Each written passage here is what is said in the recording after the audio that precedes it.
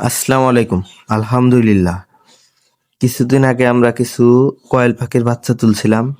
সেই বাচ্চাগুলো কিছুদিনের মধ্যে অনেক বড় হয়ে গেছে। এখন সেগুলোকে রাখার জন্য একটা ঘরের খুব প্রয়োজন। সেজন্য আমরা আমাদের বাড়ির থেকে কিছু দূরত্বে আমরা যেখানে লাউ গাছ এবং উস্তা এগুলো বুনছিলাম, সেখানে আমরা একটি ঘরের মধ্যে এই পাখিগুলো রাখার জন্য চেষ্টা করব ইনশাআল্লাহ। সেজন্য আজকে চলে আসলাম সেই ঘরটা তৈরি করার জন্য। এখানে আমরা ঘরের মাঝখানে একটু নেট লাগাচ্ছি যাতে আলোটা ভালোভাবে পৌঁছায়। নেট লাগিয়ে দিলাম। এখন ঘরের কাজ প্রায় কমপ্লিট। ইনশাআল্লাহ খুব তাড়াতাড়ি আমরা এই জায়গায় পাখি তুলবো। এই ঘরটা প্রায় রাস্তার পাশেই। সেজন্য এখানে আমরা পাখি তোলার জন্য চেষ্টা করছি ইনশাআল্লাহ। খুব শীঘ্রই এখানে আমরা পাখি তুলবো এবং আপনাদেরকে একটি ভিডিওর মাধ্যমে সেটা দেখাবো। আমাদের এই ঘরটা আগেই তৈরি করা ছিল।